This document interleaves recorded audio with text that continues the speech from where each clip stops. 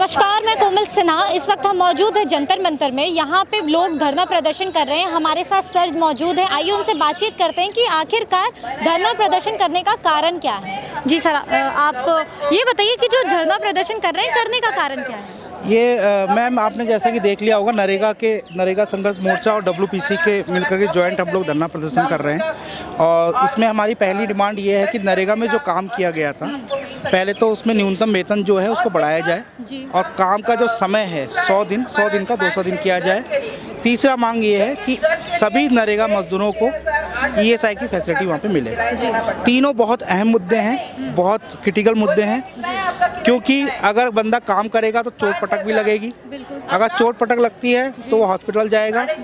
ग्रामीण क्षेत्र में सबसे ज़्यादा समस्या है कि गाँव में हॉस्पिटल बहुत दूर है और आजकल क्या है कि प्राइवेट हॉस्पिटल भी बहुत खुल गए हैं। लेकिन जो आपने ESIC की बात कही, उसमें देश भर में 150 ESIC के हॉस्पिटल बने हुए हैं। नहीं, बने तो हुए हैं, तो श्रमिकों के पास कहाँ है? हम ये मना नहीं कर रहे हैं, बने तो हुए हैं, लेकिन उसमें वहाँ पर जो पेशेंट है उनका इलाज कितना हो रहा है ये मैटर करता है ना। बड़े कैसा हो रहा है वहाँ पे, उन अस्पतालों में इलाज कैसा हो रहा है? नहीं, ESI की फैसिलिटी अच्छी है क्योंकि पैसा जा रहा है ना। ESI तो एक ESI के बाद पैसा जाता है। सरकारी गवर्नमेंट हॉस्पिटल और ESI हॉस्पिटल में अंतर देख लीजिए, आप खुद जाएंगे तो पता चल जाएगा। तो दूसरी चीज़ ESI की फैसिलिटी ये है कि काम के दौरान अगर आपको कोई चोट लग जाती है, पहले तो आपका इलाज मुफ्त हो जाता है। कोई ऑपरेशन हो तो ऑपरेशन मुफ्त हो जाता है। अगर इलाज के दौरान किसी की मृत्यु हो जाती है तो सरकार 10,000 रुपये देती है। हाँ, 10,000 नहीं, शायद वो ज़्यादा ही है। तो उसका इंश्योरेंस होता है, वो पॉलिसी भी इंश्योरेंस है। और हर उंगली की कीमत रखी गई है लेबर लॉ के अकॉर्डिंग, लेबर कानून के अकॉर्डिंग। हर जैसे ये उंगली कटेगी तो अलग अमाउंट होगा।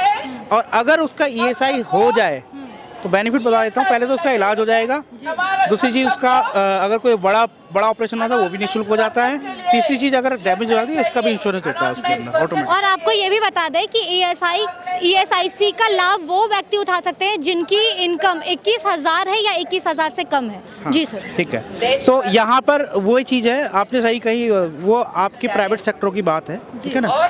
तो नरेगा में 200 दिन आप काम दे रही हैं, 100 दिन आप काम दे रही हैं, तो साल का मतलब आधा साल हो गया है ना। आधा साल में भी अब वो काम तो पूरा कर ही नहीं रहा है। क्या आप लोगों की इसकी जो 100 दिन है उसको बढ़ाने की भी मांग कर रहे हैं आप? बिल्कुल, बता तो रहा हूँ। 200 दिन की मांग हम इसलिए कर रहे हैं क्योंकि हमारे पास काम है ही नहीं। अब ग्रामीण क्षेत्रों में सब बुजुर्ग रह गए, युवा सारे निकल गए प्रदेशों में, अपने लोगों में चले गए। अब जो बुजुर्ग आदमी है या तो पेंशन नहीं मिल रही उसको, अब वो क्या करेगा? कुछ ना कुछ तो करेगा। अब नरेगा एक सहारा था उसके लिए। सरकार ने जब लॉन्च किया तो काफी लोग खुश हो गए। हाँ भाई, सरकार ने भी अपना एक एजेंडा साफ कर दिया कि भाई हम काम दे रहे हैं रोजगार के लिए, क्योंकि रोजगार तो हर सरकार का एक अहम मुद्दा रहा है शुरू से लेकर अब तक। तो नरेगा जब आया तो लोग खुश हो गए, लेकिन नरेगा के अंदर भी करप्शन हो, भ्रष्टाचार हुआ। मैं मुंह पे बोल रहा हूँ, भ्रष्टाचार हुआ है और हो रहा है।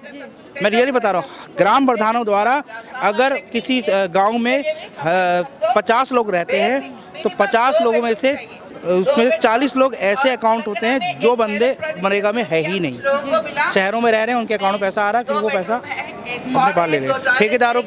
ठेकेदारों के बन चुका है नरेगा, क्योंकि सरकार का डायरेक्टली कॉन्टैक्ट है ही नहीं इसमें। अकाउंट में दे तो रही है, करप्शन हट तो गया है, लेकिन करप्शन का भी एक जरिया दूसरा हो गया है। अकाउंट में चला गया है, अकाउंट से भी वापस घूम करके यहीं आ रहा है। सरकार का तो कहना है करप्शन कम हो रहा है। किसने कह दिया करप्शन कम? सरकार कहती है। सरकार तो बहुत कुछ कहती है, इलेक्शन आते हैं तो बहुत कुछ बोलती है। और विकास की बात करती है सरकार, विकास हो रहा है, मैं भी कह रहा हूँ, लेकिन श्रमिक का नहीं, अटानी अंबानी का।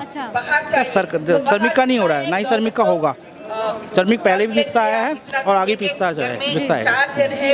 अभी जैसे आप भी जानते हैं, गुजरात में बहुत बड़ी जीत हासिल हुई है बीजेपी सरकार को। करीबन लास्ट के 1 घंटे में 16 लाख वोट से उनको बहुमत हासिल हुई है। देखिए, ऐसा होता है, हर राज्य में कोई ना कोई सरकार तो कब्जा करेगी, चाहे कोई भी पार्टी, कांग्रेस हो, सपा हो, क्योंकि और कोई पार्टी रही नहीं। अच्छा, ये बताइए, विपक्ष इतना कमजोर क्यों है? विपक्ष कमजोर इसलिए है क्योंकि इसको वोट नहीं मिल पाती, क्योंकि सब अभी तो दिन में अभी लोग चिल्लम चिल्ली करेंगे, भाई ये सरकार ऐसी है, सरकार ऐसी है। बाद में भी शाम को एक ही टेबल पर बैठते हैं, एक ही टेबल पर खाना खाते हैं। इसलिए कमजोर है। वो कहता है भाई तू चुप हो जा। अन्ना हजारे जी के उसमें समय देख लीजिए, कितना बुरा हुआ। उन्होंने समाज के लिए लड़ा। अब लोकपाल बिल पास कराने के लिए कितनी उन्होंने मुद्दे खड़े किए। क्या किया एंड में? उनको पकड़ के जेल में डाल दिया। और उनको डर भी थी सरकार को, अगर इनको कुछ हो गया तो पब्लिक भड़क जाएगी, लोग भड़क जाएंगे।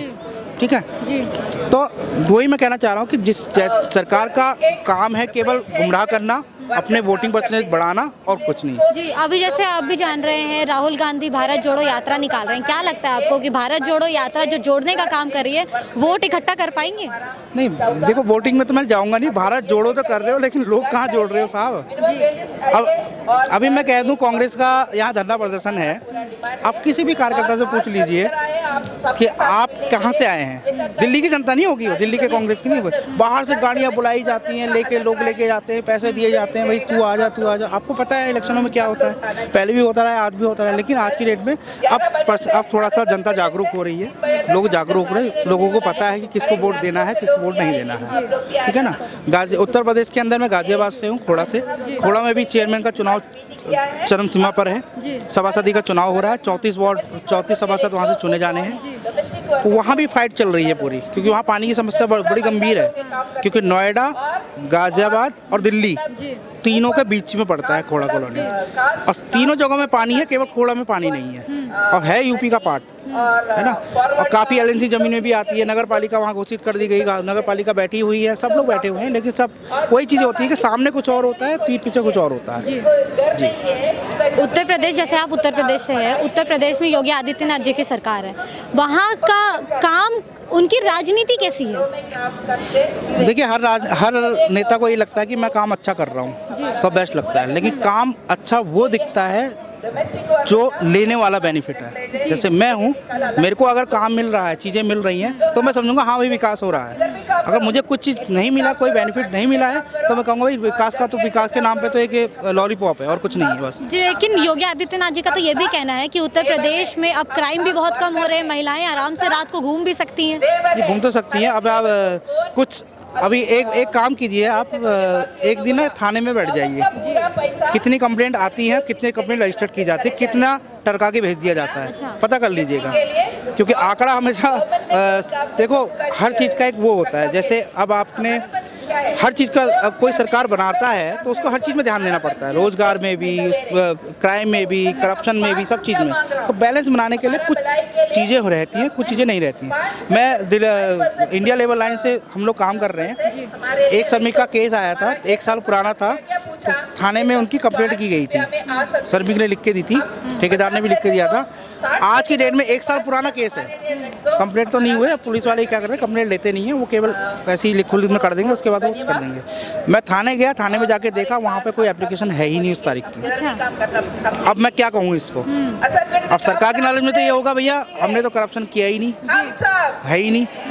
अब आप जाके देखिए ना, हम दे रहे हैं, नहीं मिले तो हम दे रहे हैं आपको केस, आप कार्रवाई कीजिए उस पर। अगर सरकार या तो काम कर ले या काम करवा ले, दोनों में से एक काम हो सकता है, और जो काम कर रहा है उसे काम करने दीजिए बस। एक बहुत बड़ा मुद्दा है महंगाई और बेरोजगारी, क्या लगता है आपको, कितना रोजगार मिला और कितना रोजगार नहीं मिला?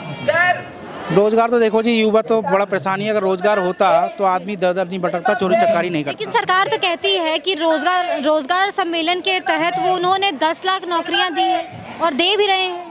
नहीं, वो तो नौकरी, वो तो प्राइवेट सेक्टरों को सौंप दिया गया है ना, प्राइवेट कंपनियों ने, वो उन्होंने व्यापार रोजगार मेला खोल दिया, SCL, बड़ी बड़ी कंपनियां आकर के वहाँ पे करने लगी। अब मुझे एक चीज़ बताइए, हमारा डिजिटल इंडिया चल रहा है भारत के अंदर, डिजिटल इंडिया में झाड़ू तो डिजिटल से नहीं लगाया जाएगा ना, ऑनलाइन झाड़ू तो नहीं होता है, उसके लिए फिजिकली होता है। तो बड़े बड़े जो काम है, कंप्यूटर में जो काम है वो कौन करेगा? पढ़ा लिखा आदमी करेगा ना, अनपढ़ तो नहीं कर पाएगा। अनपढ़ जहाँ पहले था वहीं पर ही है और वहीं पर ही रहेगा, क्योंकि जब तक सरकार नहीं बदलेगी, सरकार इनके लिए कोई कदम नहीं उठाएगी, ये दर से बदतर होते चले जाएंगे। अगर सरकार ने कदम नहीं उठाया तो एक मतलब उसको कमर्शियल को बढ़ावा दिया जा रहा है और छोटे लोगों को और नीचे लगाया जाता है। बहुत बहुत धन्यवाद आप।